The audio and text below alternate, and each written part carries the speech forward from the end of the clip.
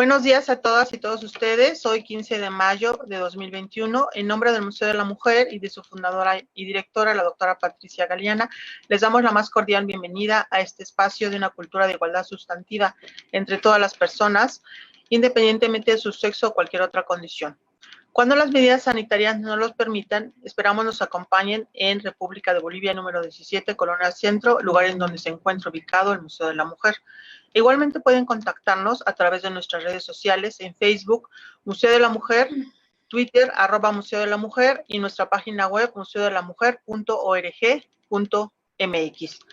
Quisiera iniciar este taller dando una felicitación a todas las docentes y a los docentes, a las maestras, a los maestros de este país, porque hoy se festeja el Día de los Maestros en México y maestras, así que felicidades a todos aquellos que nos dedicamos a esta gran labor de empoderamiento a través de la educación de todas las personas, especialmente de niñas, mujeres y adolescentes. El día de hoy nos vestimos de manteles largos y hemos puesto la alfombra roja, porque hoy tenemos con nosotras y nosotros a una docente, profesora de la Universidad de Sevilla, una gran persona, una gran amiga, la profesora doctora Antonia Monge Fernández, quien nos hablará acerca de las reflexiones jurídico-penales sobre el consentimiento en los delitos sexuales. Le doy la grata bienvenida a la doctora y me voy a permitir leer una síntesis curricular de ella, una breve síntesis curricular de ella, puesto que ya verán, es una presentación muy interesante. Y bueno, a la profesora titular es la profesora Antonia Monge Fernández, es profesora titular de Derecho Penal en la Universidad de Sevilla y es doctora en Derecho por esa misma universidad. Ha sido becaria en programas como el FPI, del Ministerio de Educación y Ciencia, del Servicio Alemán de Intercambio Académico DAD, para realizar estudios de postdoctorales en la Universidad de Múnich, donde tuve el agrado de conocerla. En el programa José Castillejos también fue miembro becaria de ese programa, en el programa Salvador Madariaga, y ha sido secretaria del Departamento de Derecho Penal y Ciencias Penales Criminales de la Facultad de la Universidad de Sevilla, secretaria provisional del Instituto Interamericano de Criminología, miembro de la Junta de Personal Docente e Investigador de la Universidad de Sevilla y ha participado en diversos tribunales de cuerpos docentes universitarios, como el de haber sido vocal de la Comisión para la Provisión de Plaza de Profesor Titular de la Universidad de Oviedo, o secretaria de la Comisión para la Provisión de Plaza de Profesor Titular Universitario en la Universidad de Sevilla. Entre sus líneas de investigación destacan parte general del derecho penal, principio de culpabilidad, agravantes, en materias de derecho penal comparado y derecho penal europeo, en materias de política criminal, armonización del ordenamiento penal en la Unión Europea, delitos contra la vida humana, trata de seres humanos, delitos contra la libertad e indemnidades sexuales, derecho penal económico, delitos relativos al medio ambiente o derecho penal del trabajo. Ha participado en diversos proyectos de investigación, como el proyecto Estudio de Investigación sobre la Trata de Seres Humanos del Consejo General del Poder Judicial, Protecting Victims, proyecto de investigación financiado por la Comisión Europea en el marco del Programa de Justicia Penal Criminal Justice, vinculado con la Universidad de Milán. Protección penal y tutela jurisdiccional de la salud pública y el medio ambiente, en donde también participó el profesor doctor Juan Antonio Martos Núñez, a quien saludamos desde aquí. Proyecto Reforma Penal, Violencia Doméstica y Delitos contra las Personas, en donde también participó, además de nuestra invitada, el profesor doctor Francisco Muñoz Conde, a quien también saludamos desde aquí. El proyecto alternativo al Corpus Juris de Regulaciones Jurídico-Penales para la Protección de los Intereses Financieros de la Unión Europea, realizado en el Institute for Rechtsphilosophie und Rechtsinformatik en la Ludwig-Maximilians-Universität de München, dirigido también por el doctor profesor Bernhard Schünemann. Proyectos como responsable, Derecho Tecnológico y Cambio Social, Laboral y Trabajo Sostenible, o el de Trata de Personas en el ámbito europeo, aspectos dogmáticos y de política criminal, vinculado al Ministerio de Educación, Cultura y Deporte. Es miembro de la Fundación Internacional de Ciencias Penales, revisora de la revista Estudios Penales y Criminológicos, miembro del Consejo Editorial de la revista internacional Direito in Libertare, miembro de la Asociación Internacional de Derecho Penal, fue miembro del Consejo de Redacción de la Revista General de Derecho Penal y también es miembro de la Asociación Internacional de Juristas Interjuris. Entre sus publicaciones destacan, entre sus artículos, Aproximación al delito de trata de seres humanos en el Código Penal Español, Consideraciones dogmáticas y jurisprudenciales sobre el menor víctima del delito de trata de seres humanos a la luz de la Reforma Penal de 2015, artículo Children Victims of Sexual Assault and Abuse in view of the Spanish Penal Reform in the Victims and Criminal Justice, o novedades legislativas en reforma al Código Penal por Ley Orgánica 7/2012. Entre sus libros o capítulos de libros destacan La Manada y su incidencia en la futura reforma de los delitos de agresiones y abusos sexuales, publicado por Tirán Loblanche en 2020, Mujer y Derecho Penal, necesidad de una reforma desde una perspectiva de género, publicado por Bosch en 2019, en el que también nos invitó a participar. Le agradecemos por esto y esperamos presentarlo en próximas sesiones de este taller. Delitos contra los derechos de los trabajadores, o bien el libro Delitos Sexuales, Lecciones de Derecho Penal, parte especial. Ha asistido y participado en la dirección de varios congresos internacionales. Ha dirigido el Congreso Internacional Mujer y Derecho Penal, necesidad de una reforma desde una perspectiva de género. Fue directora de las primeras jornadas sobre la sustracción internacional de menores en el ámbito de la Unión Europea, aspectos legales y de política criminal. Ponente en las jornadas de formación sobre delitos de odio y discriminación, organizadas por la Comisión de Derechos Humanos del Ilustre Colegio de Abogados de Sevilla, con el tema Consideraciones Generales sobre los Delitos de Odio en el Código Penal. Fue ponente en la primera jornada sobre trata de personas como forma contemporánea de esclavitud, aspectos penales, procesales internacionales, con el tema Aproximación al delito de trata de seres humanos en 2017. Y asistió al simposio internacional denominado Der Schuldbegriff in Strafrecht und die Verantwortlichkeit juristischer Personen, realizado en el Institut für Anwaltsrecht an der Ludwig-Maximilian-Universität München en Múnich en 2014. También igualmente ha asistido al Congreso Vittime di Reato e Giustizia Penale en la Universidad de Milán y ha dirigido diversas tesis doctorales como con el tema los delitos de pornografía infantil como paradigma del moderno de derecho penal. Bienvenida, doctora Antonia Monge. Es para nosotros un grato placer tenerte aquí en este espacio de taller de Derecho Penal con perspectiva de género y derechos humanos. Quiero decirte que nos acompañan diversas personalidades también que están aquí acompañándonos por vía Zoom, profesoras y profesoras de la Universidad Nacional Autónoma de México, a quienes damos la más cordial bienvenida, así como público en general. Muchísimas gracias por haber aceptado nuestra invitación y queda el micrófono para que nos expreses tus ideas. Muchas gracias, doctora. Buenas tardes, estimados colegas, buenas tardes, estimada doctora, maestra. En primer lugar, yo quisiera comenzar parafraseando a uno de los escritores universales más conocido, como es Miguel de Cervantes, con su obra universal Don Quijote, en cuyo capítulo 22º, una vez que ha liberado a los galeotes, le dice a Sancho, de gente bien nacida es ser agradecida, y uno de los males o de los pecados que a Dios más enoja es la ingratitud. Por ello, para no enojar a hombre o mujer alguno, yo quisiera comenzar con unas palabras de agradecimiento. Agradezco estas palabras que son inmerecidas, quizás fruto de la amistad que nos une, y para mí es un placer, un honor y un motivo de gran satisfacción poder contribuir en este taller, agradeciendo tanto a las autoridades académicas como también a la maestra Guadalupe Valdés, pues que haya tenido la deferencia de participar, de invitarme a participar en este taller y poder reflexionar junto a ustedes sobre el consentimiento en los delitos sexuales. Es una temática que desde luego ha suscitado una gran controversia en el ámbito del derecho penal español, y yo quiero titular a esta ponencia o a esta intervención reflexiones, porque precisamente no hay desde luego una doctrina unánime, no hay conclusiones sobre cómo se puede abordar el tema del consentimiento en el ámbito de los delitos sexuales. Para ello voy a intentar estructurar esta intervención. En primer lugar, pues a modo de introducción, será necesario realizar unas pinceladas sobre los delitos sexuales en el Código Penal español y también subrayar que precisamente ha habido una serie de pronunciamientos judiciales suscitados por casos muy mediáticos que quizás ustedes conocerán, que han sido varias manadas ya desde el año 2018, que han puesto en tela de juicio toda la construcción del derecho penal sexual y también ha llamado a tanto a los políticos como a los profesores y profesionales del derecho penal a plantearnos la necesidad de abordar pues, el estudio de estos delitos sexuales desde una perspectiva de género.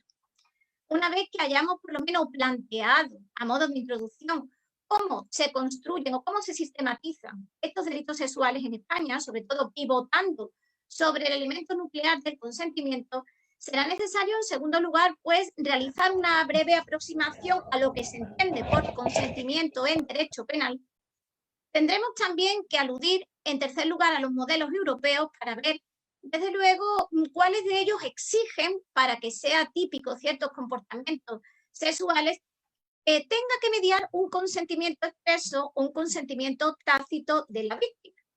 Desde luego es muy relevante en esta materia tener en cuenta un reciente informe del Consejo General del Poder Judicial de febrero del año 2021, en el cual se ha pronunciado este organismo sobre los fallos o los defectos técnicos que ha planteado un anteproyecto de ley orgánica de protección integral de la libertad sexual, que es un paradigma que vamos a seguir durante esta exposición y que de momento pues, no se ha podido plasmar como reforma, pero es quizás hacia donde apuntan, inspirándose también en el Convenio de Estambul. Y por último, intentaremos llegar a algunas conclusiones, y también a modo de propuestas de ley referenda, para que en un futuro pues, el legislador quizás tuviera en cuenta estas observaciones que sobre todo van a ser de carácter técnico. Como les decía al principio, los delitos contra la libertad e integridad sexuales son síntomas del carácter controvertido y polémico que esta tipología delictiva suscita. En nuestro Código Penal se han operado desde el Código Penal del 95 sucesivas reformas en esta materia. Vamos a aludir a las más relevantes del año 2009, hay dos en el año 2003, una en el año 2010, muy relevante, que ya dota de autonomía a los abusos y a las agresiones sexuales sobre menores de 13 años, y la más reciente, por Ley Orgánica 1/2015, que precisamente en esta materia eleva la edad de consentimiento sexual desde los anteriores 13 años hasta la edad cronológica de 16. ¿Por qué? Porque nuestro legislador, en cierta medida, está y viene obligado a armonizar todas las directivas y normativas procedentes de la Unión Europea. Entonces, en aras de poder armonizar el Código Penal, hay que suplir o completar ciertos tipos penales que desde luego planteaban y presentaban muchas lagunas de punibilidad. Pueden ustedes ya intuir que estas reformas tan sucesivas, en definitiva, se han plasmado en una laberíntica regulación de toda esta materia. ¿Y qué es lo que sucede? Esa laberíntica regulación, más también el pronunciamiento de nuestros tribunales sobre ciertos casos muy mediáticos que se denominan popularmente como manadas, son ataques sexuales en grupo, pues han llevado a que ciertas resoluciones de nuestros tribunales ponen de manifiesto muchas de las dificultades interpretativas que los tipos penales contenidos en el título 8 del Código Penal plantean. ¿Qué es lo que sucede? Pues que nuestros tribunales o la práctica ordinaria de los mismos siempre habían pivotado, girado sobre el problema de la prueba del consentimiento de la víctima. Hay desde luego en este anteproyecto de ley orgánica de protección integral de la libertad sexual, hay una nueva concepción. Vamos a ver lo que es la libertad sexual, porque en los textos primigenios, antes del Código Penal del 95, se entendía que los delitos contra la libertad sexual afectaban a la honestidad, un bien jurídico que tenía tintes moralizantes y que llevaba a veces a la conclusión, por muy alarmante que nos parezca, que aquella persona, por ejemplo, que fuera considerada de vida promiscua o que no fuera honesta, una terminología afortunadamente superada, no se consideraba que pudiera ser víctima de un delito contra la libertad sexual. Pensemos, por ejemplo, una violación que se llevase a cabo sobre una prostituta o sobre una persona que en estos parámetros, por supuesto, en la época de los años 70 en España quizá nuestra sociedad pues estaba imbuida por estos tintes moralizantes, no se consideraba sujeto pasivo de esta tipología delictiva. Este novedoso anteproyecto ya entiende que cualquier relación sexual son fruto de una voluntad consciente y libremente manifestada que solo va a ser legitimada cuando medie un consentimiento expreso. Esto es una afirmación categórica que se contiene en este anteproyecto, que como les he dicho al principio de mi intervención, ha sido objeto de un informe por parte del Consejo General del Poder Judicial. Y aquí, desde luego, se va a operar con este anteproyecto un cambio en la interpretación, de modo que vamos a pasar del no es no al solo sí y al presencia de sí es consentir.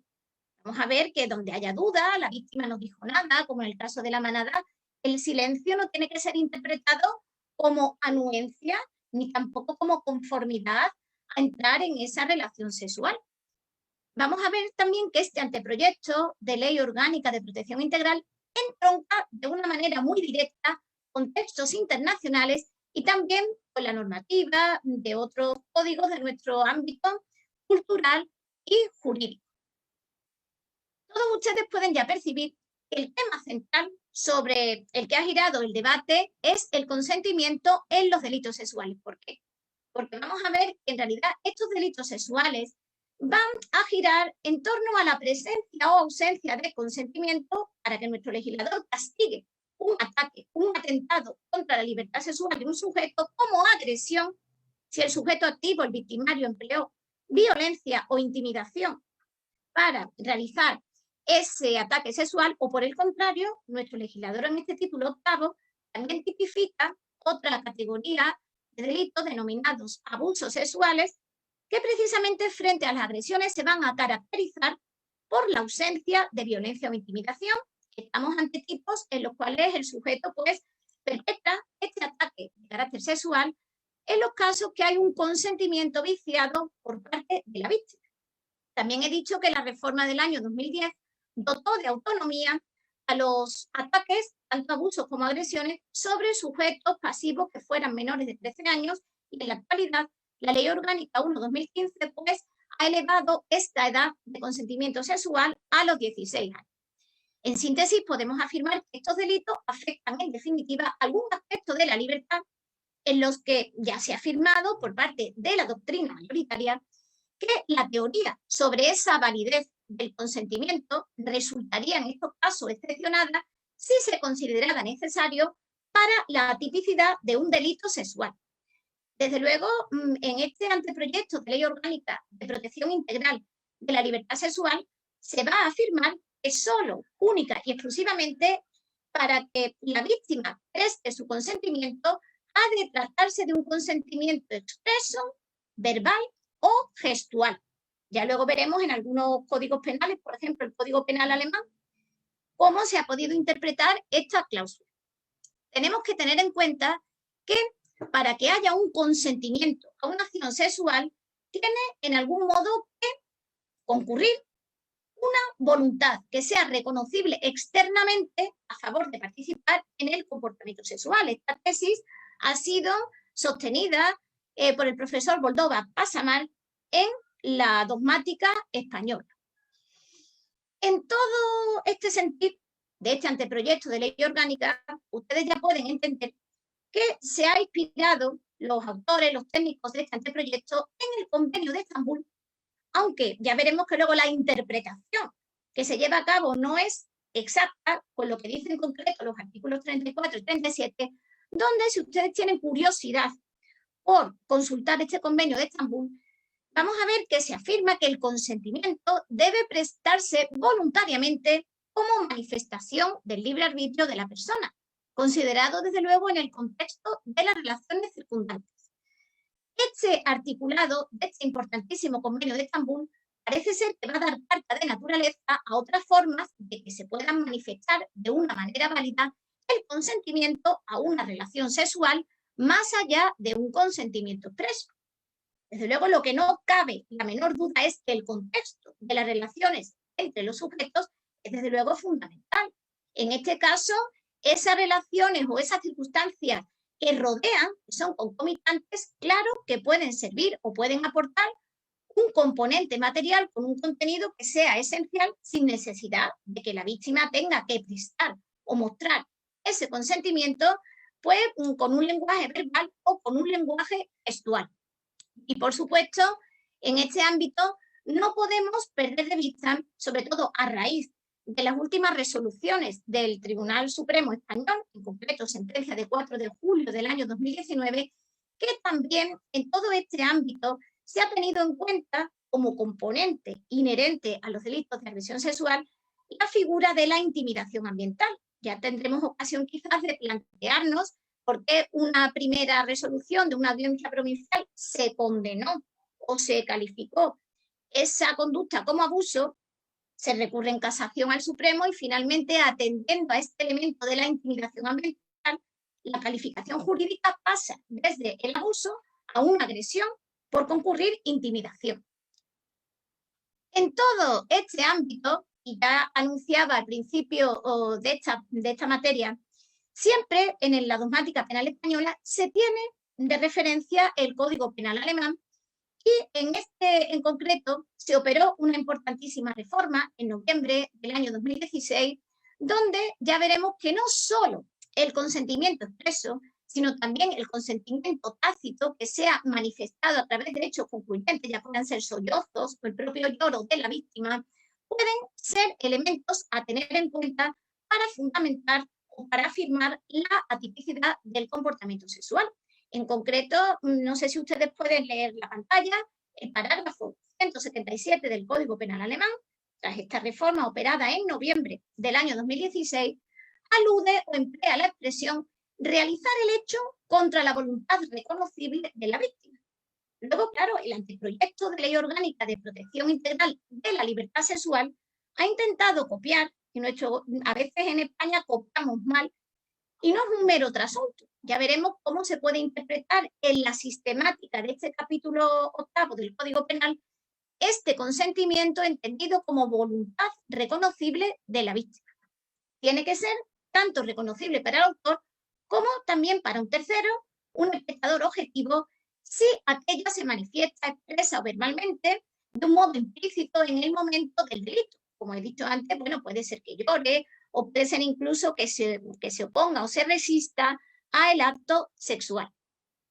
También van a quedar algunas zonas en penumbra. Vamos a ver que hay algunas zonas que la doctrina ha podido calificar como posiciones ambivalentes de la víctima, que desde luego con la literalidad del Código Penal alemán no podrían quedar cubiertos por el precepto y desde luego vamos a ver si se puede entender cuando la víctima se resiste o llora que estamos ante un caso de negativa a prestar la anuencia a esa relación sexual. Ustedes pueden ver todos los problemas de carácter probatorio que esta materia va a plantear. Es importante, cuando podamos proceder al análisis de los textos europeos, resulta muy llamativa la regulación de esta materia en el caso de Suecia, con una novedosa ley del año 2018 en la que incluso se castiga, se tipifica lo que es la violación negligente. Vamos a ver que el autor, en muchos casos, pues se puede a lo mejor encontrar bajo un error sobre el consentimiento de la víctima, dado que a lo mejor ésta no expresa ni de manera implícita ni tampoco explícita su anuencia a la relación sexual. En España en la actualidad, igual que en México, estos delitos están tipificados desde luego de una manera dolosa. Es más, nuestro legislador, los primeros tipos que regulaban la libertad sexual, un delito que se denomina dependencia. Ya la jurisprudencia también ha superado aquella tesis conforme a la cual se exigía que el sujeto actuara también con un elemento subjetivo de lo injusto. El ánimo lascivo o libidinoso ya no está presente. Hablar a lo mejor de violación negligente quizás sea una solución loable en aquellos casos en los que el sujeto, por supuesto, actúa bajo un error sobre el consentimiento. Creyó, ¿no? Por ejemplo, de confianza que la víctima consintió. Relaciones en un ámbito tan íntimo, no tienes tú que estar con un notario pidiéndole autorización a tu partner, a tu pareja. Son problemas que se van a suscitar en la práctica. Pueden ustedes ver que esta diferencia entre las agresiones y los abusos, como hemos dicho antes, va a girar en torno a la presencia de la violencia, la intimidación en las agresiones y frente a esta tipología delictiva, los abusos van a ser atentados de carácter sexual en las cuales no se emplea ni violencia ni intimidación, sino estamos ante casos pues donde media un consentimiento viciado de la víctima. Les decía, yo ya no sé si ven o no ven, pero no se preocupen que se les facilitará el texto, que básicamente la presencia o la ausencia de la violencia, violencia entendida como fuerza física, un acometimiento de carácter material, conlleva a que un atentado sexual lo califiquemos como una agresión o bien como un abuso. No solo la violencia como equivalente a fuerza, a vis física, sino también la intimidación como la amenaza de causar un mal a la víctima o a sus familiares.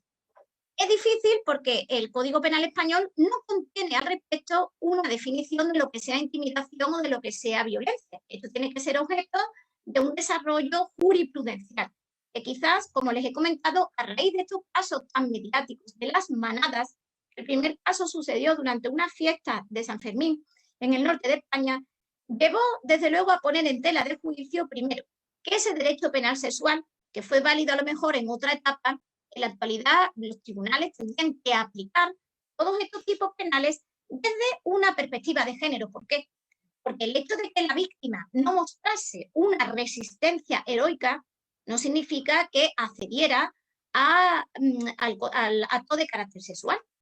Tengan en cuenta que les explicaba al principio que en los textos anteriores a 1995 esta tipología delictiva era calificada como delitos contra la honestidad. La honra era un bien, desde luego, esencial. En la actualidad, en aquellos casos en los que la propia víctima, desde luego, no dice nada, como es el caso de la manada, a veces no dice nada porque se queda a lo mejor bloqueada ante esa situación de acometimiento, en el caso que les voy ahora a resumir y que desde luego tiene que ver con el posicionamiento o las consideraciones de nuestros tribunales con relación al consentimiento de la víctima, para poder calificar un atentado como una agresión o como un abuso. Ustedes verán en la pantalla que se alude genéricamente a la terminología sentencia de las manadas. Esta terminología ha sido acuñada tanto por la jurisprudencia como por los medios de comunicación y la doctrina para referirse a aquellos ataques sexuales que tienen lugar en grupo. Y la primera y más significativa pues fue, como les he dicho, la manada de Pamplona, cuya sentencia, que tuvo lugar en la Audiencia Provincial de Navarra el 18 de marzo del año 2018, calificó un ataque que tuvo lugar durante esa fiesta, perpetrado por 5 varones sobre una joven, lo calificó como abuso con prevalimiento, porque el Tribunal de Instancia llegó a la conclusión de que, desde luego, no había mediado ni violencia ni intimidación, e incluso en algún voto particular, que es muy discutible, se llega a afirmar que la víctima estaba incluso en un clima de jolgorio, incluso justificando, en fin, que hace usted a altas horas de la mañana encontrándose con 5 varones. Resumiendo mucho el supuesto de hecho, están en una fiesta de una localidad de Pamplona, están tomando unas copas y a altas horas de la mañana deciden cada uno marcharse en el lugar en el que dormían. Esta joven estaba desde luego sola y queda con uno de estos individuos que finalmente la acompaña por la calle, ven un portal abierto en una vivienda y arrinconan a esta víctima entre 5 varones, penetrándola desde luego sexual y analmente y obligándola también a practicar varias felaciones. El hecho de que la víctima no manifestase de una manera expresa su negativa a la relación sexual fue lo que llevó a esta audiencia provincial en marzo pues, a calificar estos hechos como abuso con prevalimiento al no mediar ni la violencia ni la intimidación. Ustedes no pueden ni imaginarse que precisamente a raíz de esta polémica decisión fue desde luego cuando tanto los profesionales del derecho, los políticos, los grupos feministas pues se lanzaron a la calle organizando diversas manifestaciones poniendo en tela de juicio la aplicación de estos delitos sexuales desde luego una posición sexista. Y fue lo que llevó a plantearse que ese derecho penal sexual, que había sido válido quizás en otras etapas, tenía que ser ahora aplicado desde una perspectiva de género. Y yo creo que es así, porque luego ya veremos que esta ley o este anteproyecto de ley orgánica pretende también evitar la victimización secundaria para la víctima. tras mucha polémica, incluso todos los profesores de Derecho, sobre solo sí es sí o el no es suficiente, el Tribunal Superior de Justicia de Navarra, en sentencia de noviembre del año 2018, confirma esa sentencia procedente de la Audiencia Provincial, entendiendo que tampoco hubo violencia, porque sí que en el informe forense, en la vulva de la víctima había algunos desgarros, pero dicen que esto era algo inherente y lógico a una relación sexual. Sigue considerando que no me dio violencia ni me dio intimidación y que por lo tanto había que seguir calificando ese atentado sexual pues como un abuso con prevalimiento, porque los autores se habían aprovechado de una determinada situación, incluso numérica. Ellos eran 5 varones corpulentos frente a una joven inexperta, y con posterioridad, cuando ya el caso llega hasta el Tribunal Supremo, en sentencia de 4 de julio del año 2019, cambia radicalmente la consideración de este atentado y, aplicando el elemento de la intimidación ambiental, entiende el alto tribunal que las conductas que tuvieron lugar durante esos Sanfermines, en ese verano, tendrían que ser calificadas como agresión sexual, por lo tanto, como violación porque hubo acceso carnal, y las penas evidentemente también se agravan, y no es que el tribunal cambiase su fallo en virtud de las presiones sociales, sino simplemente porque realizó una interpretación quizás desde una perspectiva de género, no exigiendo que la víctima hubiese que defender incluso con su vida el ataque sexual, e interpretando que no era tampoco necesario que mostrase de una manera expresa su negativa a esta relación sexual. Ustedes ven aquí, como ahora mismo se dice, que a raíz, desde luego, de esta controvertida sentencia, fueron muchas las voces, mucho más autorizadas que la mía, en poner en tela de juicio y, desde luego, demandar la necesidad de revisar estos delitos de agresiones y de abusos sexuales, pero ya desde una perspectiva de género. Vamos a ver que la sección segunda, que fue la que conoció esta Audiencia Provincial de Navarra, que rechaza en esa primera instancia la calificación como agresión, precisamente fundó ese fallo en negar la concurrencia de violencia o de intimidación, representando a todas luces una aplicación sexista en la interpretación de estos delitos y una interpretación que estaba centrada excesivamente en el consentimiento de la víctima, afirmando de una manera llamativa, permítanme, escandalosa, me atrevería a decir, que la víctima consintió, pero que ese consentimiento estaba viciado.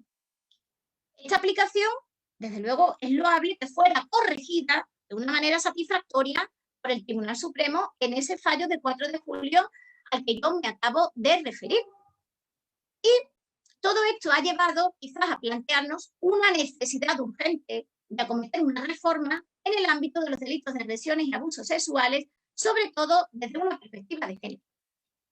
Quizás por razones a lo mejor de pandemia u otras tantas que han tenido lugar en España, ese anteproyecto de hace un año que parecía que iba a ver la luz muy pronto, no ha sido así.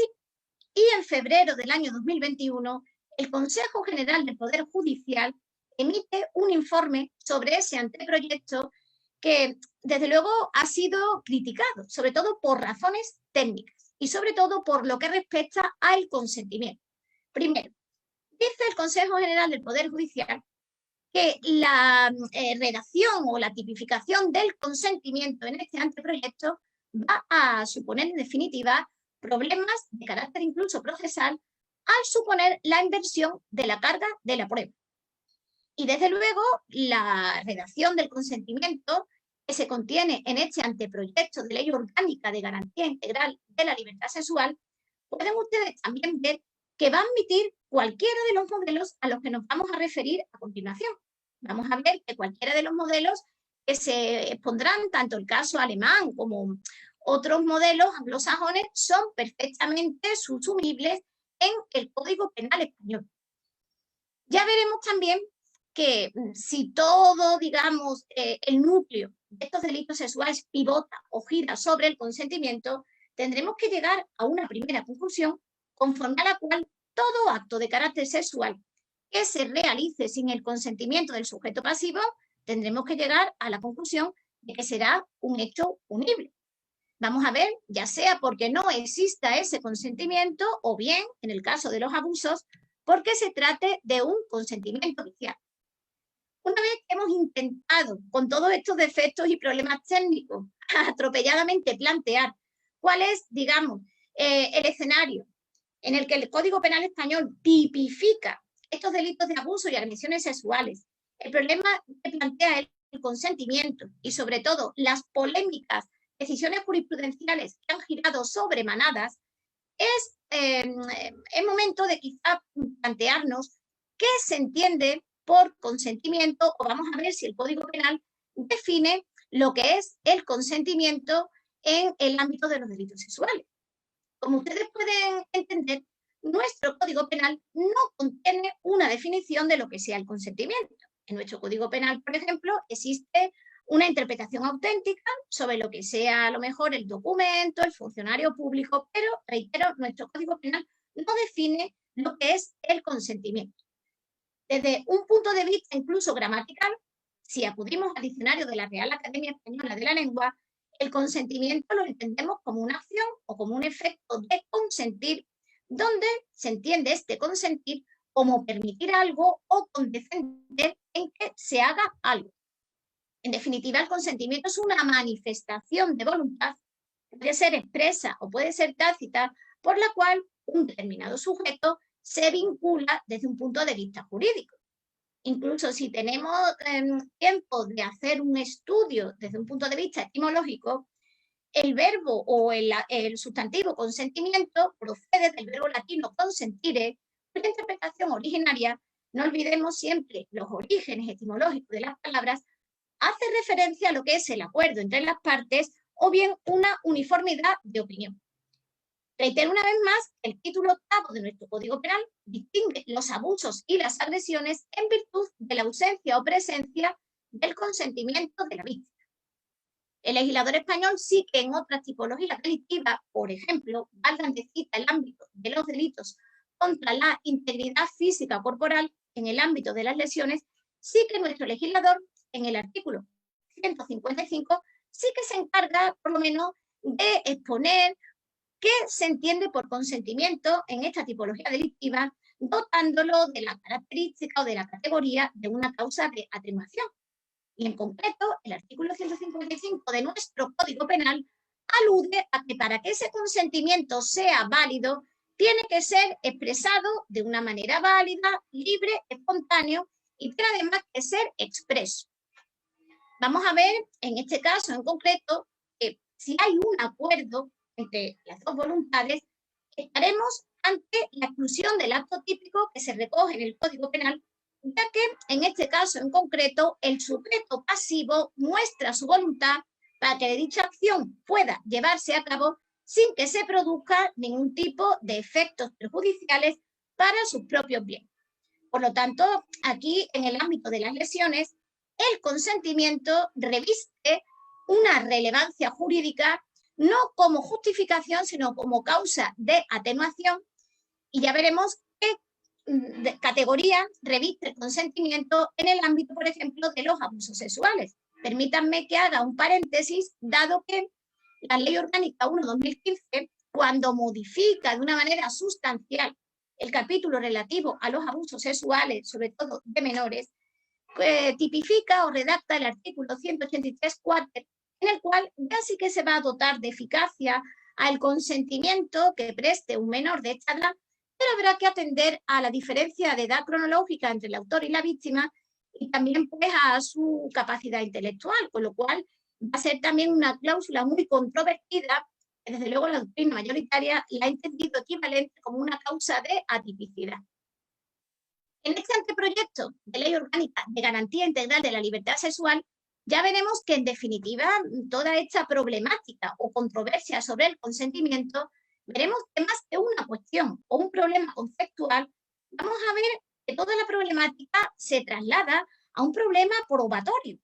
Porque ya veremos que en definitiva se está desplazando la carga probatoria. Hay un traslado al ámbito de la tipicidad.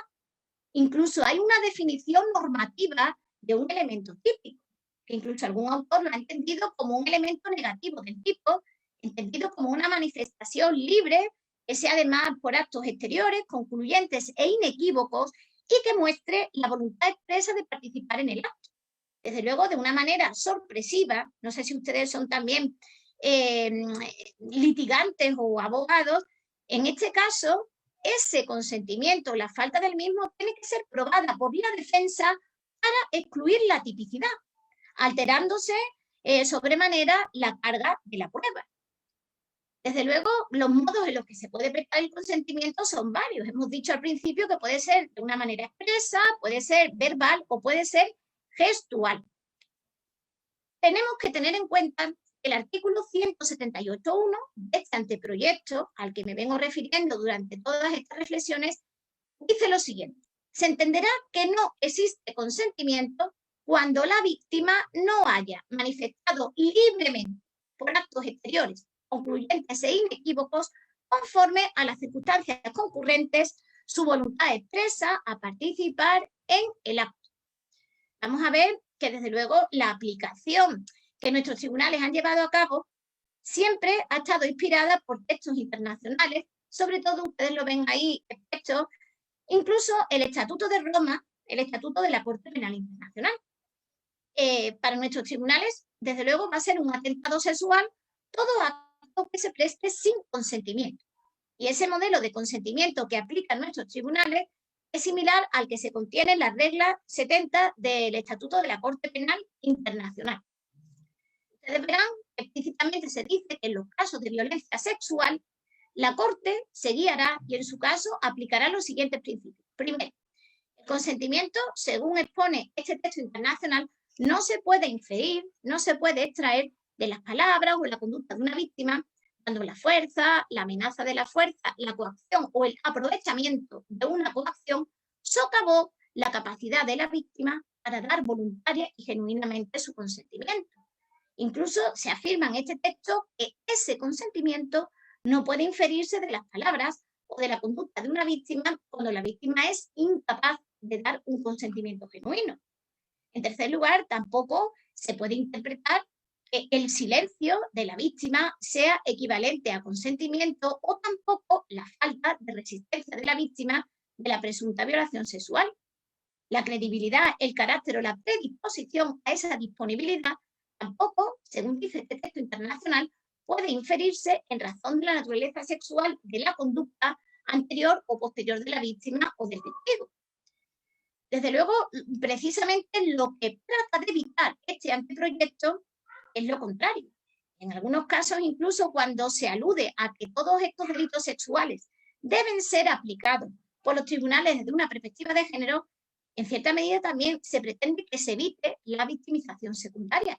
Muchas veces para la propia víctima es una segunda agresión pasar otra vez por un calvario reproduciendo todo lo que ha sufrido. Es evidente que es muy difícil, a veces tampoco la policía en los atestados pues a lo mejor toma esa declaración de una manera un poco delicada, es complejo. La propia víctima en ocasiones a lo mejor se resiste a denunciar por vergüenza, no me creen, porque ese era uno de los lemas que también en nuestro país se esgrimió por parte de muchos manifestantes. Hermana, yo sí te creo, porque en ocasiones algún autor ha entendido que la víctima a lo mejor se está inventando el haber sido objeto de una agresión de carácter sexual, cuando muchas de estas agresiones, en primer lugar, pues a lo mejor comienzan siendo relaciones consentidas.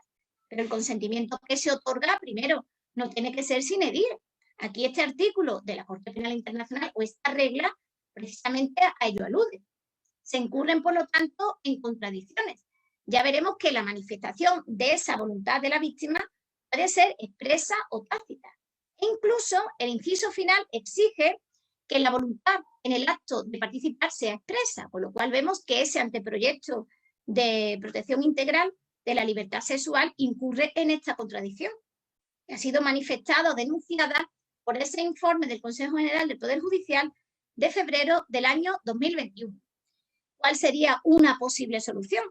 Pues desde mi punto de vista quizás podríamos adoptar una solución haciendo referencia más que al tema del consentimiento o esta terminología, utilizar la expresión de voluntad, como por ejemplo hace el legislador español en otros artículos, valga de cita, los artículos 197 bis, en el ámbito de los delitos contra la intimidad, el 202 en el ámbito del allanamiento de morada, el 234 en el ámbito de los delitos de hurto, etcétera, etcétera. Aunque sean delitos que afectan a bienes jurídicos de otra naturaleza, pero yo creo que sí que podrían ser, por lo menos, utilizados como un criterio interpretador y va a soslayar todas estas dudas que plantea el término consentimiento.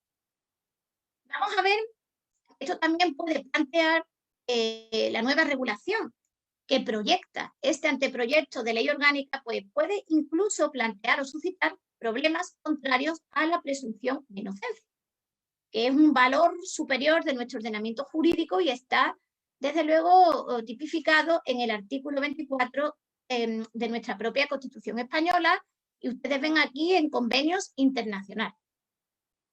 ¿Qué tendríamos que comentar? Pues en todo, desde luego, esta controversia, por lo menos cuál es la conclusión a la que había llegado el anteproyecto de ley orgánica, es afirmar que la nueva redacción que se aporta sobre el consentimiento estaba inspirada en el Convenio de Estambul. Y luego ustedes verán que ese artículo 36 del Convenio de Estambul no dice explícitamente o de una manera similar lo que pretende este anteproyecto de ley orgánica. Vamos a ver, en este caso, desde luego, el umbral para criminalizar y penalizar todas estas conductas siempre tiene, desde luego, que fijarse en la falta de consentimiento. Pero yo creo que no hay que exigir, no hay que subir un peldaño más para exigir, por ejemplo, una resistencia activa de la víctima. Aquí no tenemos tiempo de hacer un recorrido por la jurisprudencia de los tribunales españoles, pero desde luego antes de la década de los 80 a la víctima se le exigía una resistencia heroica. Luego se fue suavizando esta exigencia porque incluso el Código Penal no alude o no exige como elementos típicos la resistencia de la víctima. Evidentemente, conforme a la nueva concepción de la libertad sexual, que es la capacidad que tiene un sujeto para, desde luego, elegir el partner de su relación sexual o bien evitar verse involucrado en un contexto sexual ajeno sin su voluntad, para nada alude al tema de la resistencia. Precisamente la resistencia puede ser a lo mejor un elemento de prueba para ver que la víctima no consintió. Entre otros, en nuestra doctrina, desde luego ha expuesto esta tesis el profesor Díez Ripollés. Vamos a intentar concretar un poco, y uno dice, bueno, el anteproyecto tiene una nueva denominación de la libertad sexual, aporta quizás una definición de consentimiento inexacta, una definición que incurre en contradicciones y que, al contrario de lo que dice, no es fiel trasunto de lo que dispone el Convenio de Estambul. Vamos a ver en el ámbito europeo, dado que, aunque yo tengo también mucho interés por la regulación de esta materia en el ámbito de Latinoamérica y, por supuesto, también de México, sería muy osado por mi parte ponerme aquí a reflexionar sobre cuestiones de las cuales ustedes tienen muchísimo más conocimientos que yo. Simplemente lo poco que he podido estudiar de esta materia voy a centrar a modo de reflexiones cuáles son los modelos que existen en el contexto europeo sobre el consentimiento. Y vamos a ver que básicamente hay dos modelos. Ustedes ven aquí, en primer lugar, un número considerable de códigos penales de nuestro ámbito cultural entienden que la tipicidad de estos delitos sexuales se relaciona con el empleo de algún medio comisivo, como son, por ejemplo, aquellos que doblegan la voluntad de la víctima. Ven ustedes aquí, a modo de cita, tanto el Código Penal francés como el Código Penal italiano. En el Código Penal francés, en los artículos 222 y siguientes, se entiende por agresión sexual cualquier agresión sexual cometida, y ahora se hace una mención explícita de estos medios con violencia, coerción, amenaza o sorpresa. En segundo lugar, el Código Penal italiano entiende por violencia sexuales cualquiera que por violencia o amenaza o por abuso de autoridad obligue, conmine a alguien a realizar o sufrir actos sexuales. Vemos también que en otro extremo, esta tipicidad de los delitos sexuales también se basa o se construye sobre el carácter no consensuado del acto sexual. Por ejemplo, ustedes ven en Gran Bretaña o en Suecia, vamos a estar o se considera que existe un delito sexual cuando no se haya obtenido un consentimiento afirmativo. E incluso el modelo del Código Penal alemán, del Strafgesetzbuch, donde la infracción penal de un delito sexual se entiende como la realización de una conducta ignorando la oposición de la víctima. Esto, desde luego, en la doctrina se ha calificado como el no modelo. Ya veremos que en el caso, por ejemplo, de Reino Unido, sí que hay una definición legal del consentimiento sexual. Ustedes han visto que en el actual Código Penal español no existe. Yo he aludido al consentimiento en el ámbito, por ejemplo, de las lesiones, pero en el título 8º del Código Penal, si ustedes reparan en esa lectura, con excepción del artículo 183.4, donde se contiene una cláusula donde se excluye la tipicidad en aquellos casos de abuso de menores, ya veremos que no hay una definición. Por el contrario, en este parágrafo 74 se dice que cuando una persona acepta mantener relaciones sexuales por su propia elección, además tiene la libertad y la capacidad de tomar esa decisión. Esto, desde luego, también va a plantear dudas, por ejemplo, sobre si los menores van a tener esa capacidad para determinarse en el ámbito sexual. Conforme con esta tesis, se entenderá, por ejemplo, que estamos ante un delito de violación, una agresión sexual cualificada, en función de si hubo o no hubo consentimiento. Y para este modelo no se atiende en absoluto a la concurrencia o ausencia de estos medios comisivos como son la violencia, ¿no?, entendido como fuerza, o la intimidación. Ven ustedes aquí citada esta importantísima ley del año 2003, donde se exige además que ese consentimiento debe ser continuo. Ustedes ven que aquí hay también una cláusula de ausencia de consentimiento, hay una presunción, bueno, es una presunción juris tantum, donde se alude a la violencia, a la intimidación o también a aquellos casos de agresiones o atentados sexuales que se perpetren sobre sujetos pasivos dormidos o inconscientes. En Suecia, yo también les planteaba a ustedes como un modelo muy paradigmático, que es también muy novedoso, aludía a una reforma que tuvo lugar en esta legislación en el año 2018, se llega a la conclusión que vamos a estar ante una violación, o vamos a ver cómo distinguimos los tipos de violación y de abuso. En el caso de la violación, cuando se mantiene una relación sexual o se realiza un acto sexual equiparable con una persona que no participe voluntariamente. Y por el contrario, lo que sería el abuso sexual se ha tipificado como la realización de actos sexuales distintos a los anteriores con que no participa voluntariamente. Dice uno, bueno, tampoco es muy explícita esta legislación cuando alude a participación voluntaria. Vamos a ver que no será, por el contrario, voluntaria esa participación, evidentemente en los casos en los que concurra fuerza, violencia, amenazas o intimidación. Y lo que resulta aún más llamativo, que quizás a modo de propuesta de ley referenda, yo me atrevería a proponer a nuestro legislador, es que de una manera quizás muy novedosa, en Suecia se tipifica lo que es la violación negligente. Uno dice, bueno, la persona que agrede sexualmente ya no exige en nuestro tribunal el ánimo lascivo o libidinoso, pero en ocasiones puede haber supuestos de error. El sujeto a lo mejor, como siempre ha mantenido relaciones sexuales con la víctima, no, cada vez que mantiene este tipo de relaciones no le está recabando o preguntando de una manera directa si consiente o no. Y para estos casos en los que el sujeto a lo mejor actúa en la creencia de que la víctima consintió cuando no fue así, como nuestro Código Penal el error lo tipifica en el artículo 14 y nos dice que el error de tipo cuando sea vencible se castigará el delito, en su caso, como imprudente. Si yo soy capaz de probar ante el juez que actué creyendo que la víctima consintió y no lo hizo, el supuesto quedaría la impunidad porque no tenemos una regulación o no existe un tipo de violación o de agresión sexual que sea imprudente. Con lo cual, quizás si el legislador tipifica e incluye un artículo en el que se pueda regular esta modalidad, sí que se soslayarían todos estos problemas que la praxis conllevan, pues, a que no se condene al sujeto que actúe bajo un error sobre el consentimiento.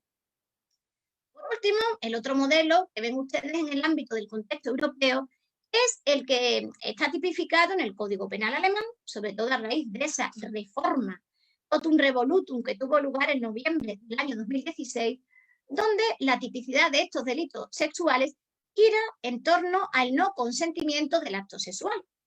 En Alemania, esta agresión sexual se entiende como cualquier tipo de acto sexual sobre una persona, pero ahora añade una redacción que es difícil de interpretar, contra una voluntad reconocible de la víctima. Vamos a ver eso cómo se puede cifrar o cómo se puede entender. Este artículo 178 del anteproyecto de ley orgánica entiende, como hemos dicho al principio, que no existe consentimiento cuando la víctima no haya manifestado libremente por actos exteriores concluyentes e inequívocos su voluntad expresa a participar en el acto. Ya hemos destacado, como así lo ha hecho el informe del Consejo General del Poder Judicial, las contradicciones en que incurre la redacción de esta norma. ¿Cuáles serían las conclusiones, quizás, aunque ahora en el debate? Yo creo que podemos ver si es acertada la propuesta del anteproyecto de ley orgánica, si es mucho más solvente, a lo mejor el modelo anglosajón, el de Suecia o el de Alemania, o vamos a ver en su legislación qué solución aporta, por ejemplo, también la legislación mexicana. En definitiva, yo creo que de estas reflexiones se pueden, desde luego, extraer 3 conclusiones básicas. Primero, el modelo de esa propuesta del anteproyecto de ley orgánica de protección integral de la libertad sexual va a suscitar problemas de la inversión de la carga de la prueba. Va a ser la defensa la que tiene, desde luego, que probar. Segundo, los problemas que van a suscitar la aplicación de estos preceptos penales, sobre todo en el ámbito de la violencia sexual, tenemos que tener en cuenta que no va a residir solamente en una delimitación de carácter dogmático o teórico, sino especialmente los problemas van a residir en la práctica penal relativa a la prueba de esos elementos subjetivos del delito y sobre todo del consentimiento. El consentimiento tenga que ser ahora reconocible. Voy a estar ante un problema de prueba. Y por supuesto yo creo que es la conclusión final la que podría resumir o aglutinar todas las críticas que se han esgrimido desde un punto de vista técnico contra ese anteproyecto de ley orgánica de protección integral, es que la labor del legislador no puede suplir la labor de los tribunales.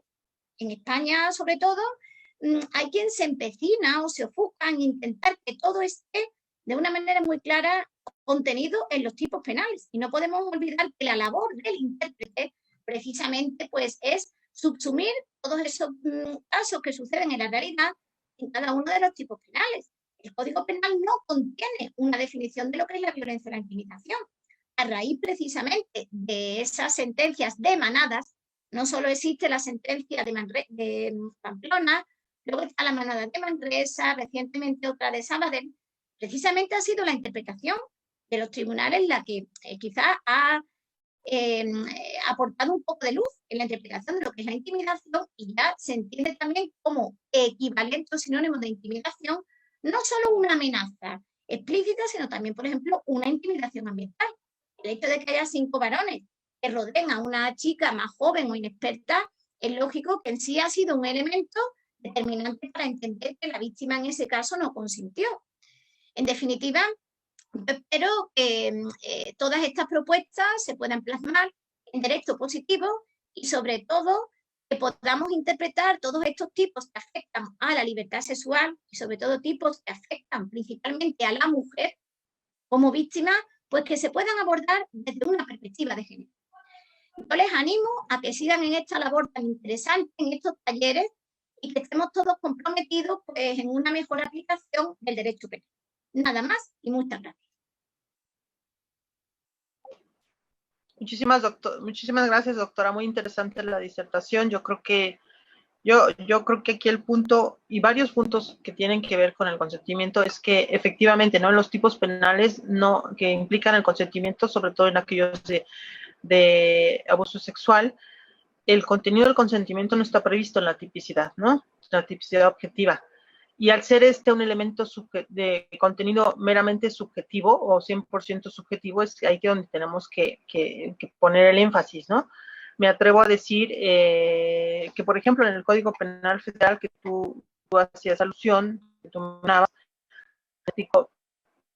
Código Penal Federal, porque como tú sabes, tenemos un código, cada entidad federativa tiene código penal en atención a esta facultad exclusiva que tiene cada entidad federativa de tener su código penal al respecto. Pero el Código Penal Federal, que impacta a estas competencias, en el artículo 15, fracción tercera, inciso C, dice que el consentimiento sea expreso tácito, sin que medie algún vicio, o bien que el hecho se realice en circunstancias tales que permitan fundadamente presumir que de haberse consultado al titular del consentimiento, hubiese otorgado el mismo, ¿no? Entonces aquí tenemos una referencia que en cualquier delito hay que reconocer cuál sería el contenido de ese consentimiento, ¿no? Y yo creo que aquí también partimos del punto de vista de que enunciar un aspecto negativo, ¿no? Como un acto omisivo, luego implica, es más difícil para el legislador, por ejemplo, ¿no? ¿En qué casos? En el caso que tú nos mencionas de la manada, por ejemplo, ¿qué actos omisivos de la víctima significaron un no? Y esto es lo difícil en este tipo de casos, ¿no? Entonces, por ejemplo, si tú pudieras regresarte un poco a la slide relativa a cómo lo está manejando el Código Penal Español, porque yo creo que es muy, muy interesante la propuesta de la legislación, la legislación alemana en este sentido, porque fíjate todo lo que implica que desde el Código Penal, desde los códigos penales, se pueda contener un concepto o los alcances, yo diría, tanto objetivos como subjetivos del consentimiento, ¿no? Porque yo creo que si esto es nuevo. Yo el otro día en un evento internacional de la Universidad de Barcelona relativo al carácter multinivel del derecho global, ahí participaba el doctor José Luis Díez Ripollés, y precisamente yo le hacía algún cuestionamiento acerca de las nuevas propuestas de consentimiento en España, porque yo creo que esto sí tiene que impactar seriamente en los códigos penales de todos los países, porque debemos reconocer que se debe de comprobar efectivamente cuando hay una negativa respecto de la víctima en materia de abusos sexuales, ¿no? Entonces yo creo que sí es interesante revisarlo, porque tanto a nivel legislativo como a nivel judicial tiene que ponerse parámetros específicos para no caer en la impunidad, para que esto no derive en la impunidad en hechos tan lamentables como fue el caso de la manada. De igual manera, quisiera yo nada más decirte que, bueno, tienes muchos saludos de las personas que están aquí en el Zoom. Por ejemplo, García Orlando Dante está aquí en el Zoom, le agradecemos. Emir García Villalpando también está aquí con nosotros. Carlos Suárez, bienvenido. Te hacen una pregunta, déjame la encuentro, en el sentido de que si pudieras abundar en este tipo de intimidación ambiental, ¿qué es lo que se reconoce como intimidación ambiental? ¿Qué es lo que se reconocería como una resistencia heroica? Porque en todo caso, ante cualquier negativa de la víctima, si la víctima no se defiende heroicamente, entonces no hay negativa. Entonces tampoco tenemos que llegar a este punto, ¿no? Entonces, si tú pudieras abundar en estos dos puntos, intimidación ambiental y resistencia heroica, por favor, y después continuar con otras preguntas, pero podemos iniciar con esto. Gracias. Vamos a ver, en primer lugar, muchísimas gracias por su interés. Con relación a la intervención también del profesor Díez Ripollés, él en muchos artículos y colaboraciones doctrinales se ha mostrado contrario a que haya que cometer una reforma, porque él dice, bueno, el Código Penal está bien escrito, incluso nos damos cuenta que hay una, digamos, cadencia lógica, agresión, abuso, acoso, incluso también está relacionada con las penas con las que se castigan cada una de estas tipologías delictivas. ¿El problema cuál es? El consentimiento, dice uno, bueno, el consentimiento en sí siempre será objeto de interpretación, porque no hay en esta materia un precepto penal que haya aportado una definición auténtica. Documentos, sabemos lo que es, funcionarios, sabemos lo que es. En la trata de seres humanos, por ejemplo, sí que se dice de una manera expresa que el consentimiento de la víctima de trata no es válido. En este caso sí, pero con relación a nuestra materia, los tribunales, ya les he dicho que el derecho penal sexual entronca incluso con cuestiones pues, de moral. En España, en la década de los 70, teniendo en cuenta el país pues, que había vivido en una dictadura, tengan en cuenta que la mujer ni siquiera era un sujeto capaz. La mujer no tenía la capacidad de autodeterminarse en el ámbito de su sexualidad. Entonces, toda esta jurisprudencia entendía que es que la mujer tenía que, digamos, someterse o como un derecho que tenía el varón sobre ella. Entonces no existía esta capacidad. ¿Qué es lo que sucede? Que cuando la víctima se resiste, es obvio que se podía interpretar como su negativa a haber tenido contacto sexual de una manera aceptada. Ese consentimiento heroico, pues fíjense que se había interpretado como de vencer o prefiero que me maten, antes de ceder al contacto sexual. Incluso el profesor Frontela, cuando ha dado algunas conferencias a este respecto, le decía, miren señoras, pidan ustedes que su agresor sea solo el que le agreda y no el que les agreda y le mate. Porque es obvio que en la actualidad la víctima no tiene ni siquiera, a lo mejor, dicen, bueno, es que ella no dijo nada. En el vídeo de este caso de la manada, hay incluso algún ponente que con una terminología, yo creo, desafortunada, describe estos hechos como en un clima de jolgorio, como si la propia víctima incluso hubiera propiciado ese ataque sexual. Voy a ir por parte. Luego, resistencia, oiga, usted con decir no es suficiente. O incluso tú puedes mantener a inicio una relación sexual consentida que en un momento X pueden negarte a seguir en ese ámbito de la sexualidad. Hay quien dice, bueno, aquí en el juego erótico a lo mejor no es sí, pero la víctima simplemente con negarse, ya sea de una manera explícita o simplemente con sollozo, con unos datos externos, ya diríamos que esa resistencia es suficiente, no tiene que exigir el tribunal, y así lo ha hecho a raíz de la jurisprudencia posterior a la década de los 80, la víctima simplemente no tiene por qué con su propia vida. Hay ocasiones en las que ustedes lo saben, hay delitos de carácter sexual que acaban con la muerte de la víctima. Diana Quero, por ejemplo, Laura Muelgo, casos muy mediáticos en España. Dice uno, evidentemente no. Luego, esa resistencia simplemente se puede interpretar en la actualidad como una negativa, pero es que la resistencia ni siquiera es un elemento del tipo. Ha sido un criterio que han quizás utilizado los tribunales para ver aquellos casos en los que la víctima evidentemente no consintió. Lo que pasa es que aquí estamos ante un problema de prueba. El legislador penal alemán, que sea reconocible, bueno, ¿cómo se puede ese consentimiento? La víctima a veces queda paralizada, voy al caso de la manada, no dice nada, pero el silencio de la víctima no tiene que ser equivalente a una afirmación. La víctima en ocasiones se queda, digamos, bloqueada, noqueada, que es lo que en los fundamentos de derecho de la sentencia de la manada son casi 300 folios. Ustedes verán, si tienen interés, yo les facilito esta información. La víctima estaba en un lugar recóndito, eran de unas dimensiones muy estrechas, por 5 varones que luego además hasta la graban, le quitan el teléfono, la dejan desnuda. Son una serie de actos circundantes y concomitantes que desde luego, aunque nadie le amenazó, nadie le enseñó a la víctima un arma. Miren, si yo estoy en un cajero y viene una persona con una pistola, cuando yo voy a sacar dinero, nadie dudaría, ningún tribunal dudaría que ahí media una intimidación y ese caso sería calificado como un robo con intimidación. En el ámbito de los delitos sexuales quizás se le había exigido a la víctima, ya les estoy diciendo, pues un comportamiento muy superior. Hay ocasiones en las que estos varones, nadie le enseña, por supuesto, a la víctima una navaja, pero la propia situación en la cual ella se ve acorralada por 5 varones, ¿qué le quedaba que hacer? No que la víctima accediera, incluso en estas tipologías delictivas, lo que les voy a decir a lo mejor les va a llamar la atención, que la víctima incluso experimente placer o no, no es un elemento del tipo. Una persona puede, por ejemplo, agredir a un sujeto B, incluso con esa agresión la víctima experimenta placer, y si ha sido ese atentado contra la anuencia, oiga, yo no quise, estoy ante un atentado de carácter sexual. La cuestión yo creo que es baladí, porque por mucho que nos empeñemos en modificar el Código Penal, siempre, ya sea un consentimiento expreso, ya sea un consentimiento tácito, siempre tendrá que ser objeto de valoración por parte del tribunal. Es más, todas estas acciones tienen lugar en un ámbito privado.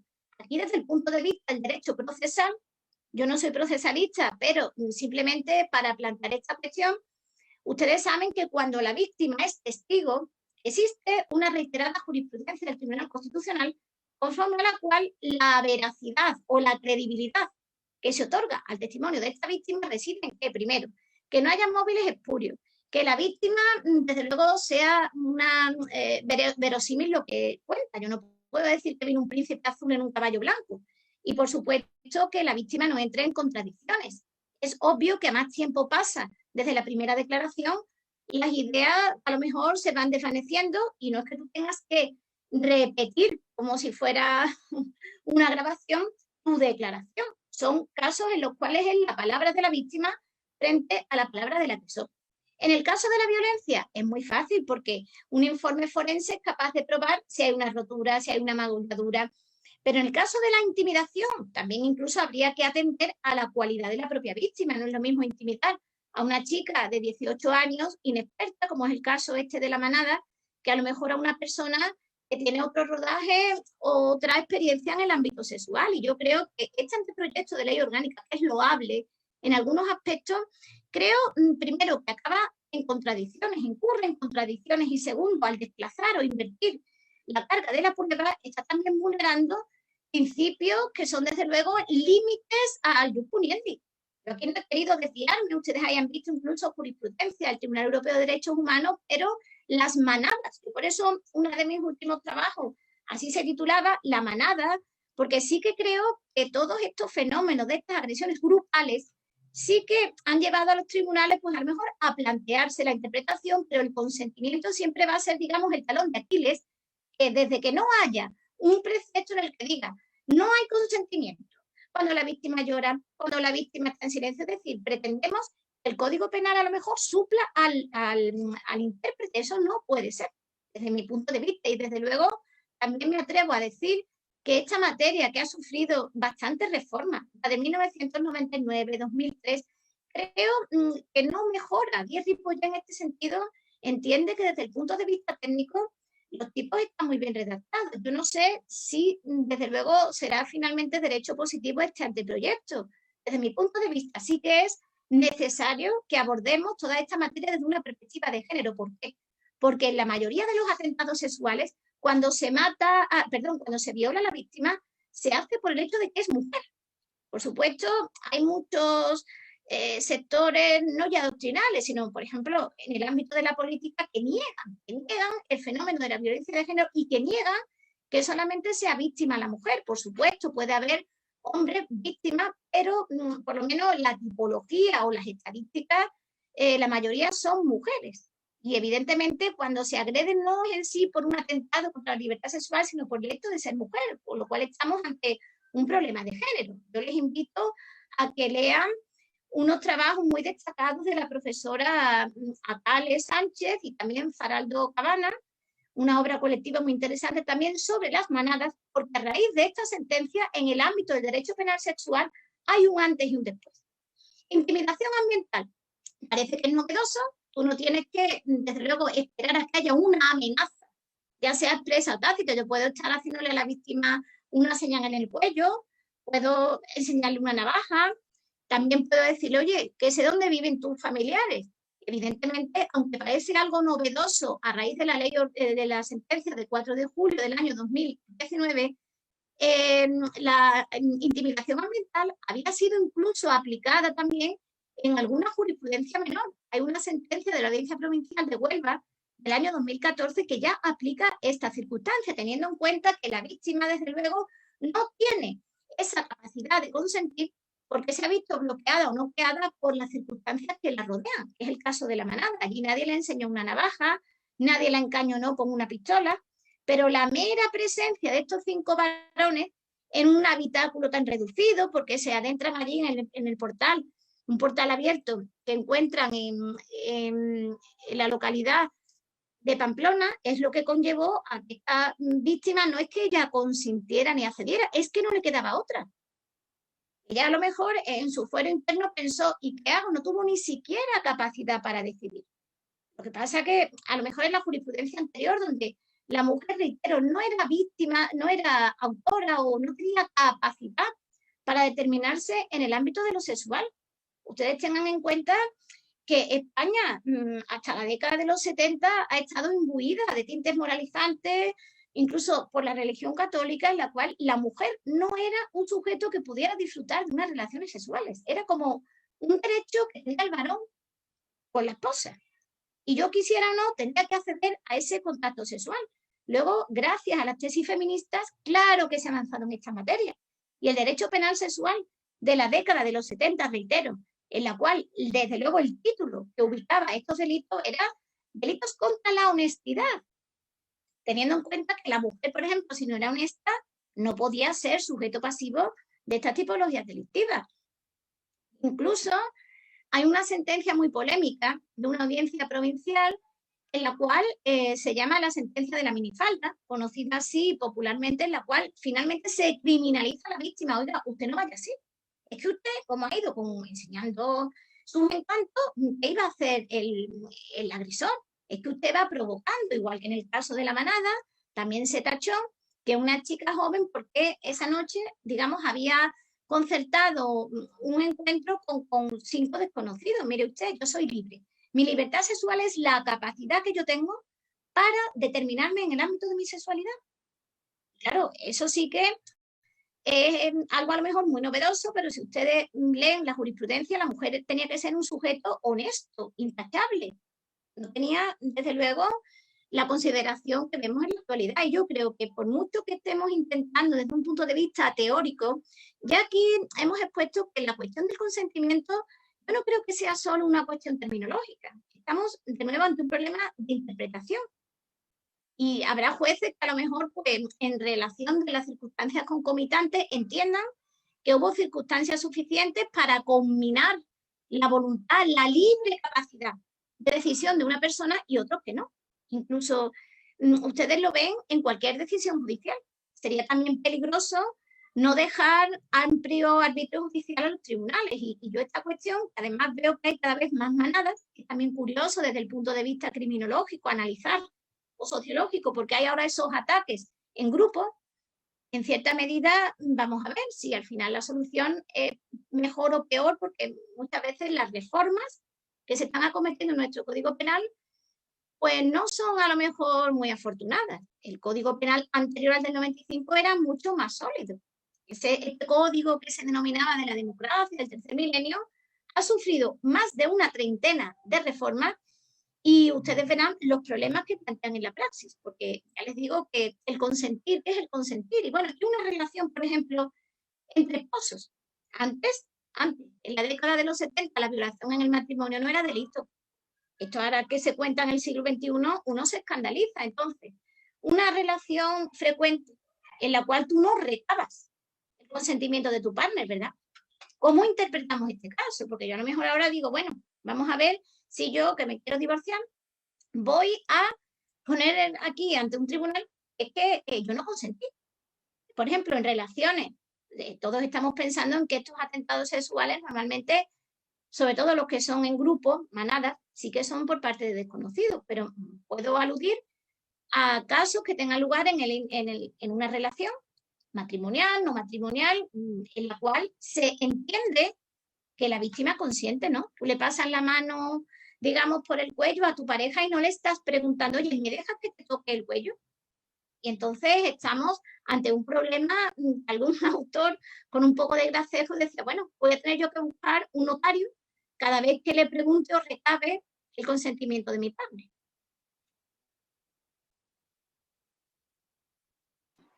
Sí, gracias, doctora. Muchos saludos también a quien también saludamos a la profesora doctora Casilda Rueda, que nos acompaña también por vía Zoom de la Universidad de Sevilla, al profesor doctor Alfredo Genis, que también nos está acompañando. Dice, es un gusto estar con ustedes, siempre son temas tan interesantes, y nos felicita porque dice que qué buen regalo del Día del Maestro, ¿no? Y maestra con esta conferencia, muchas gracias. También hay otras preguntas respecto que sí, que este tema de la inversión de la carga de la prueba, porque dice nuestra compañera en Zoom, dice, bueno, es que efectivamente pareciera que como son por formulación del delito, es de intimidad y por tanto no bastaría con el dicho de la víctima, ¿no? Lo sorprendente es que ahora tenemos que probar ahora que no hubo el consentimiento, entonces dejamos esta inversión de la carga de la prueba a la víctima, ¿no? Si debería ser una obligación de la fiscalía, no de la víctima, ¿no? Entonces, pero sí, yo creo que en este ámbito está en la balanza, por un lado, la presunción de inocencia que se tiene que respetar, pero también yo creo que también tendría que pesar este dicho de la víctima, que por el cual también tendríamos que creerle, ¿no?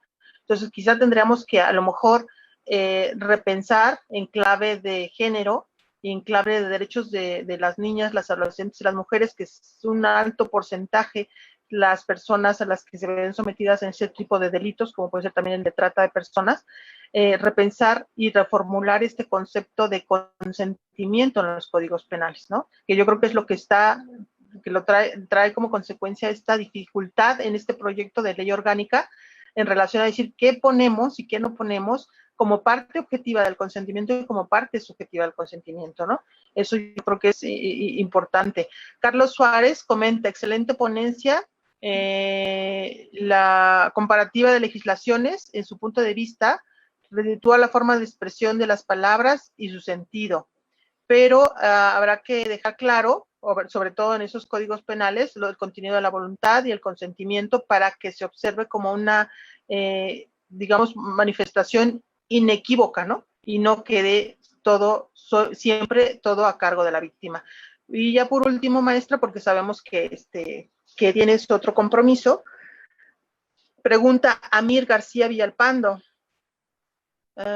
¿Acaso creer a la víctima no sería para iniciar investigación y no para condenar al imputado? Yo creo que su pregunta va en el sentido de, yo creo que debemos, bueno, la voy a interpretar, ¿no? Creerle a la víctima yo creo que sería un buen indicio para iniciar una investigación, ¿no? Pero también en ese derecho que tienen de contradicción las partes en el proceso penal, pues obviamente también se tendrá que escuchar al imputado, ¿no? En este caso. Claro. Entonces, yo creo que esos son los nuevos paradigmas en los que nos tenemos que enfrentar en el proceso penal en materia de abuso sexual, ¿no? Sí, doctora.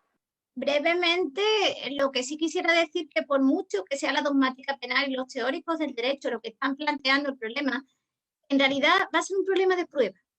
Porque tú no estás incluso aunque hay una grabación en este ámbito de la manada, todos estos delitos, tanto estos de atentados sexuales como aquellos que tienen lugar en el ámbito de la violencia de género, violencia contra la mujer, malos tratos, tienen lugar en un ámbito privado, donde es la palabra de uno frente a la de otro. Incluso la violencia de género ha suscitado también muchos problemas desde el punto de vista de las garantías procesales y constitucionales. Tú dices, bueno, aquí es la palabra de uno frente a la del otro y, por supuesto, también hay que estar en el contexto, hay que dar credibilidad y otorgar. El hecho de que la víctima es quien únicamente es testigo, ustedes saben que desde el punto de vista de la prueba documental, la prueba testifical, los tribunales perfectamente admiten como prueba de cargo para, digamos, desvirtuar lo que es la presunción de inocencia, en este caso en concreto, que haya una verosimilitud, que no haya móviles espurios. Si yo, por ejemplo, rompo con mi pareja y lo que quiero es acelerar un proceso de divorcio, dice, bueno, usted está reconstituyendo una prueba.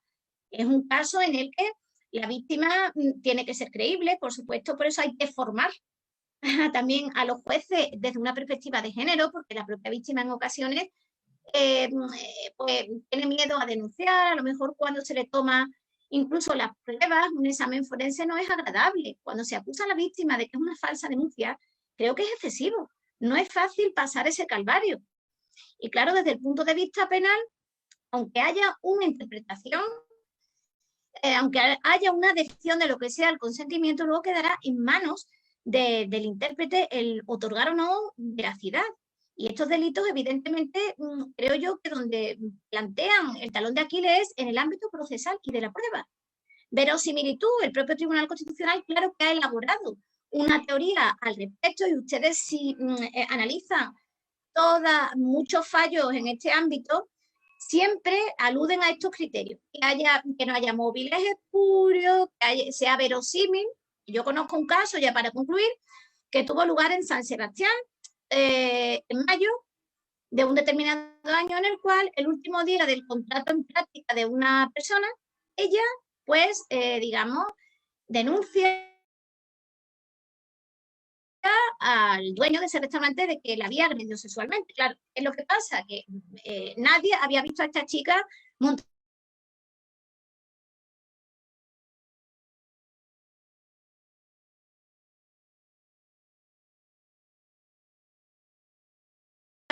hubo que contratar a unos detectives que desde luego, insertaron en los círculos de Hernani y todo había sido una trama entre 3 personas para obtener una indemnización.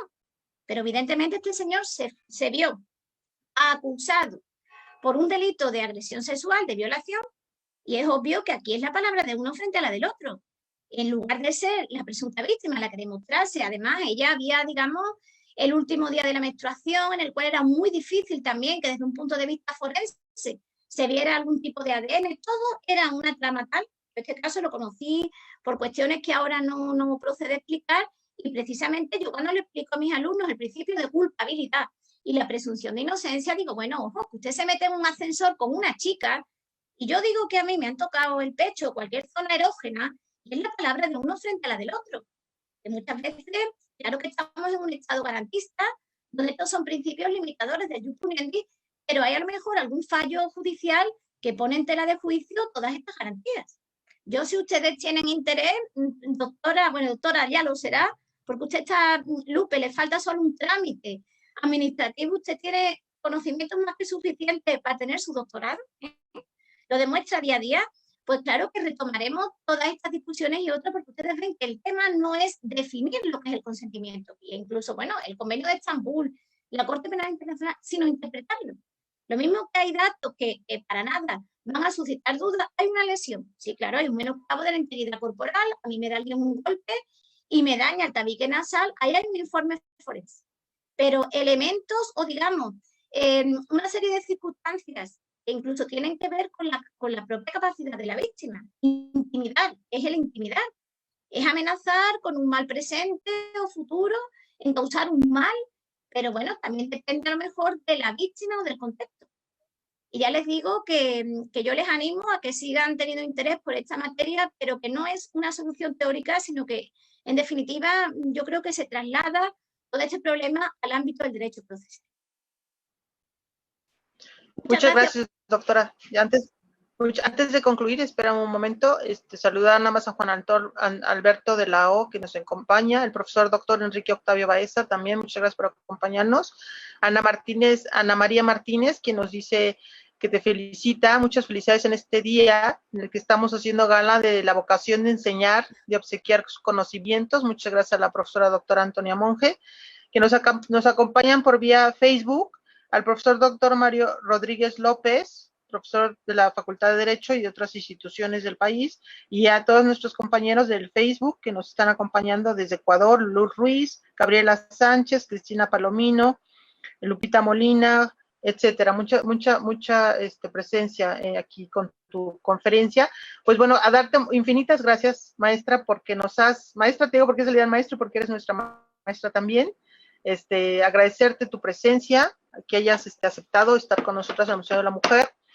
Y bueno, en la pantalla tenemos tu reconocimiento. El Museo de la Mujer otorga el presente reconocimiento a la doctora Antonia Monge Fernández, profesora titular de la Universidad de Sevilla, España, por la impartición del taller Derecho Penal con Perspectivas de Género con el tema Reflexiones Jurídico-Penales sobre el consentimiento de los delitos sexuales, y firma la directora del museo, la profesora doctora Patricia Galeana. Muchísimas gracias por acompañarnos. A ti, infinitas gracias, porque sabemos que estás muy ocupada en tu agenda, pero infinitas gracias por engalonar este evento. Y bueno, agradecer a todas las personas que nos acompañaron por vía Face y por vía Zoom. Muchísimas gracias a todas y a todos, y sigan disfrutando de este día de la docencia, de la docente y el docente. Abrazo enorme hasta Sevilla. Muchas gracias. Besos. Hasta luego.